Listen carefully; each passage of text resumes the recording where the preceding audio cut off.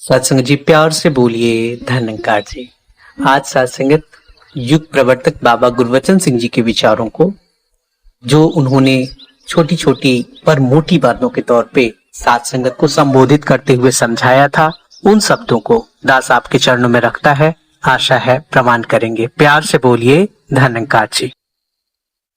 हमारे सामने यदि कोई घटना घटती है तो वह हमारी त्रुटियों और हमारी कमियों को दूर करने के लिए होती है। हमारा बोलने का ढंग अवश्य ही गलत होगा या हमारा किरदार कुछ गलत होगा, हमें यह चेतावनी मिलती है। हमने इन्हीं को ठीक करना है। हमने यह नहीं सोचना कि इस घटना से हम कुछ कम हो जाएंगे, बल्कि यह सोचना है कि हम पहले से भी अधिक अपने किरदार के संवारने वाले हो जाएंगे। महात्मा को मानने का अर्थ यह नहीं कि हम उसके शरीर का आदर करें। महात्मा को मानने का भाव यह है कि हम उसके उपदेशों को माने। ब्रह्मज्ञानी महापुरुषों या जितने पुरातन संत थे, उन्हें श्रद्धांजलियां नहीं देते और न ही बहुत बड़े बड़े भाषण देकर जीवन की कथाएं सुनाते हैं, बल्कि वे जानते हैं कि कोरे भाषणों से, केवल लाफजी श्रद्धांजलियों से कुछ फायदा होने वाला नहीं होता। यदि हमें उन्हें सच्ची श्रद्धांजलियां देनी है तो हमें उनके जीवन से प्रेरणा लेनी होगी, उनके जीवन का सच्चा लाभ प्राप्त करना होगा। जो महान कार्य उन्होंने किए, जो मानव मात्र की सेवा उन्होंने की, जो उन्होंने निरंतर सेवा, सुमिरन, सत्संग के रूप में अपने जीवन में अपनाया, जो सत्य निष्पक्ष भाव से मानव मात्र में बांटा गया था, वही सब कुछ आज हम उन्हीं की तरह कर्म रूप में करें और सही आचरण करें, तो यही उनके प्रति सबसे बड़ी श्रद्धांजलि होगी। आप अक्सर कहा करते थे, अगर हम ज्ञान प्राप्त करना चाहते हैं तो हमें ब्रह्मज्ञानी महात्मा की शरण में ही जाना होगा। जब अंधेरा होता है तब दीपक की रोशनी की जरूरत होती है, न कि रोशनी रोशनी पुकारने की। जिस तरह से किसी हाल में बिजली चली जाए, हम रोशनी रोशनी का गायन शुरू कर दें या बहुत मधुर स्वर में रोशनी रोशनी पुकारना शुरू कर दें, तो हाल जगमगाने वाला नहीं है। हाल प्रकाशित करने के लिए दीपक का जलाना आवश्यक है।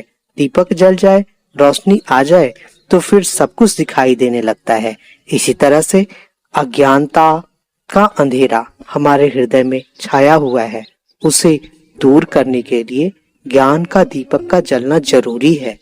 जिस प्रकार बुझा हुआ दीपक किसी जलते हुए दीपक के संपर्क में आकर जल उठता है, उसी प्रकार हमारे मन का दीपक किसी ब्रह्मज्ञानी महात्मा की कृपा से जगमगाने लगता है। आप अक्सर समझाया करते थे कि नामों के चक्कर में उलझने की बजाय नामी को जान लिया जाए तो दुख परेशानियां अपने आप ही दूर हो जाएंगी। भाषा तो हिंदुस्तान, चीन, जापान, इंग्लैंड, अमेरिका और रूस आदि सभी देशों की अलग अलग है। वह दुनिया के हर मुल्क की अपनी अपनी होती है। इन सभी देशों में अपनी अपनी भाषाओं के अनुसार मलेरिया को अलग अलग नामों से पुकारा जाता है। लेकिन एक डॉक्टर जो मलेरिया को जानता है, वह चाहे किसी भाषा को जानता हो, वह रोगी को देखते ही पहचान जाएगा कि यह मलेरिया का रोगी है। वह एकदम बता देगा कि इसे फला दवा दे दो, इसके प्रयोग से बुखार दूर हो जाएगा। यदि डॉक्टर बोलियों और भाषा के चक्कर में पड़ जाए तो उससे मलेरिया की बीमारी दूर नहीं होगी।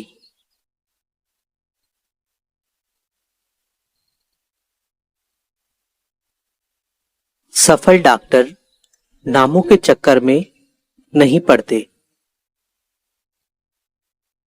नामों के पीछे अनेकों झगड़े हैं, इसलिए अनेकों दुख हैं, परेशानियां हैं। ये सब दुख की मूल सच्चाई परमपिता परमात्मा की पहचान के बिना दूर नहीं हो सकते।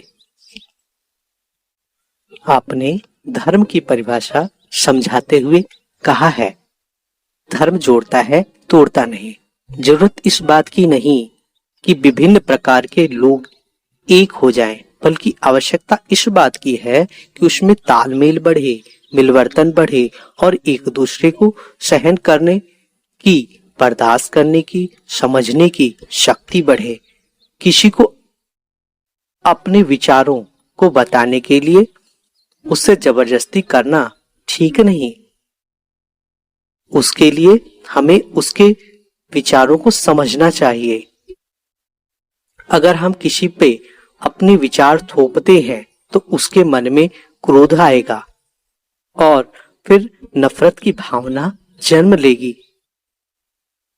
इसलिए ठीक यही है कि हम एक दूसरे के विचारों को सहन करें, उसका आदर करें, उसमें छिपी भावना को समझने की कोशिश करें, ताकि आपस में प्यार बढ़े, मिलवर्तन बढ़े। जब सभी लोग एक दूसरे के विचारों का आदर करेंगे, एक दूसरे को सहन करेंगे, अधिकार नहीं जताएंगे, तो सहज में ही अटूट संबंध स्थापित होंगे, पक्के रिश्ते कायम होंगे, उससे एकता आएगी। आप समझाया करते थे, संत महात्मा सदा निराकार दातार का सहारा लेते हैं और दातार इनकी रक्षा के लिए हमेशा हाजिर रहता है। जब सच झूठ की टक्कर होती है, जीत हमेशा सच की ही होती है। वैसे शुरू में झूठ प्रबल दिखाई देता है, लेकिन आखिर में जीत सच्चाई की ही होती है। दुनिया देखती है कि सच्चाई में कितनी शक्ति होती है, कितनी महानता होती है।